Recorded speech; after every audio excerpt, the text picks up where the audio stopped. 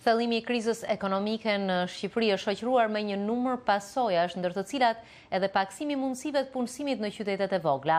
Por në qytetin e Përmetit, një grup grash ruajnë traditën e përpunimit të frutave, duke ofruar edhe mundësi punësimi. Korrespondenti Raymond Kola vizitoi 2 nga njësitë e përgatitjes së glikove, një ëmbëlsirë mjaft e njohur e kuzhinës së jugut të Shqipërisë. Në qytetet e vogla në jug të Shqipërisë, fushata e zgjedhjeve vendore po vazhdon me intensitet të lartë, por shumë pak politika po u ofrohet zgjidhjeve, sidomos të problemeve të mëdha që ka sjell kriza ekonomike. Një nga sfidat më të mëdha është papunësia e vajzave dhe e grave pas mbylljes së shumë bizneseve të vogla dhe të mesme. Por nëpërmjet një grup grash prej vitesh i përtërin një traditë atë të përpunimit të frutave për gliko, një ëmbëlsirë që shërbehet në mikpritjen shqiptare. Marian Thiçaçuli thotë se në njësinë e tyre të vogël përgatiten të gjitha llojet e glikove.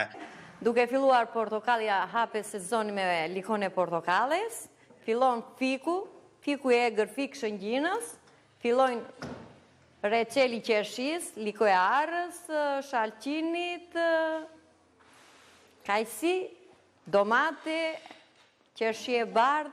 Marian veçon më tej glikon e fikut e egër dhe flet për përgatitjen e tij. Likon e fikut e egërt e përgatitim, ke marrë frutin, e qërojmë na mbeturina, pastaj i presim këtë majën, e çpojmë, i japim val, pastaj e ftojmë mirë, pastaj e përgatisim shurupin.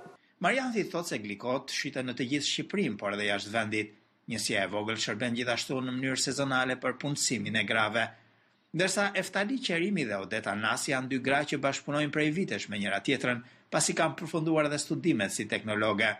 Eftalia thotë se janë prodhime të traditës që tërhiqen nga shumë zona të Shqipërisë, por edhe jashtë vendit. Të gjitha prodhimet janë bio, thotë Eftalia, dhe ndaj edhe pëlqehen. Sepse kjo është një prodhim tradicional, domethënë të gjitha prodhimet që prodhohen te gliko janë prodhime bio.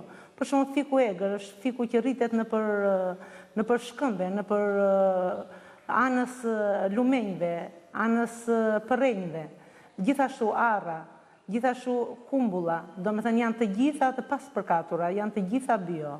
Ajo thotë se mjeshtria e përgatitjes së këtyre prodhimeve është e trashëguar dhe do t'u transmetohet edhe të rinjve. Eftalia kërkon kaq më shumë mbështetje nga programet, sidomos si do të sillni një investim për të shtuar kapacitetin kësaj punishtaje të vogël. Ndërsa Irma Tako e organizatës Pro Përmet, që mbështetet nga organizata Çezvi, thotë se glikot e Përmetit janë mjaft të njohura brenda dhe jashtë vendit dhe së fundi kanë marrë dhe vlerësime ndërkombëtare. Përpunohen sipas traditës së vjetër trashëguar nga stërgjyshërit tanë, dhe së fundmi glikoja ka fituar edhe statusin prestigious low food. Promovimi dhe i territorit po i ndihmon këto prodhime sepse duke promovuar bukuritë natyrore, bukuritë historike, kulturore, arkeologjike, çojnë që gjithmonë sa më shumë njerëz, lloje të ndryshëm turistësh të njohin dhe këto produkte të mrekullueshme kaq të veçanta. Irma thotë se mbështetja e prodhimeve artizanale është një mundësi e mirë ekonomike për këto zona që synojnë të zhvillojnë turizmin familjar dhe natyror. Përmeti njihet si një nga zonat me pasuri të veçanta kulturore dhe natyrore në Shqipëri dhe për mikpritjen e banorëve. Kohëve të fundit qyteti i vogël cilësohet si zemra e zhvillimit të turizmit kulturor dhe natyror në jug të Shqipërisë. Për zërin e Amerikës nga